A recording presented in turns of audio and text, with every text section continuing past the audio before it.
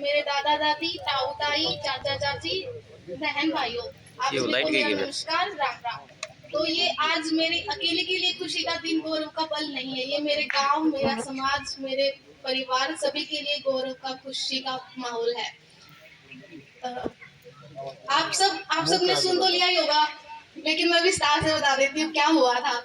ये पिछले साल 2024 में मार्च में एक प्रतियोगिता हुई थी, जिसमें 10,000 से ज्यादा लोग, जिनको थोड़ा सा भी ब्रश चलाना आता है, सब लोग वहां पहुंच गए थे दिल्ली में, और सबने भाग लिया था। सबने अपने अपने विचार प्रदर्शित किए थे।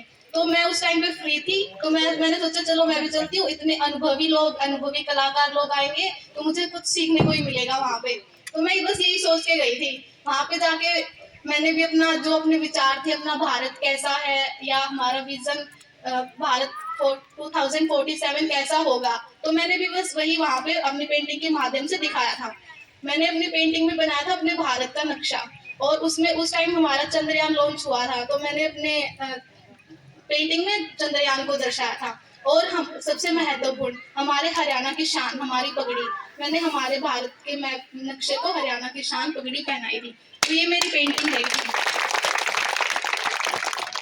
ये प्रतियोगिता बस उसी दिन थी, उसके बाद कुछ नहीं हुआ। उसके बाद आफ्टर एक साल के बाद मेरे पास एक कॉल आता है जनवरी में कि ऐसे ऐसे आपने पार्टिसिपेट किया था, तो आपकी पेंटिंग सेलेक्ट हुई है।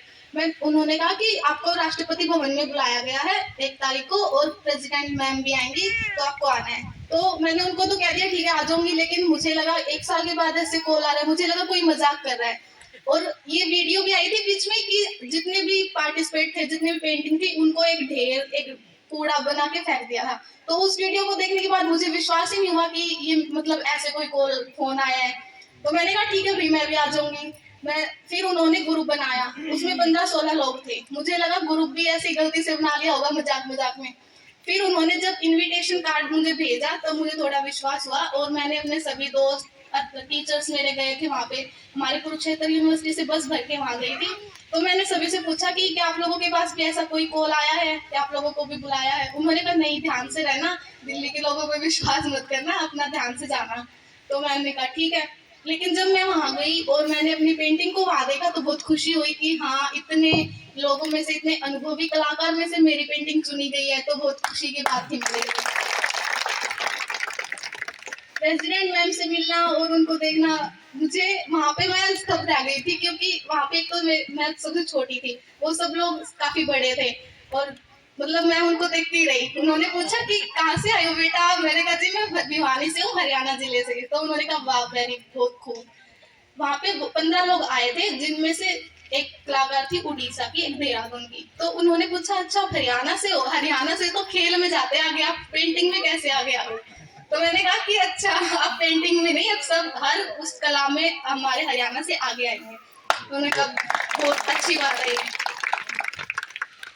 ये मेरा रहा था, और आज मुझे बहुत खुशी हो रही है कि मेरे गांव के लोग बहुत खुश हैं। मैं बहुत खुश हूँ कि मैं इस गांव में पली बढ़ी, मुझे इस गांव के संस्कार मुझे मिले, और मैं आशा करती हूँ कि आप सभी का आशीर्वाद, स्नेह मेरे ऊपर बना रहे। धन्यवाद। बहुत बहुत धन्यवाद छोटी बहन सुलेखा कटारिया का।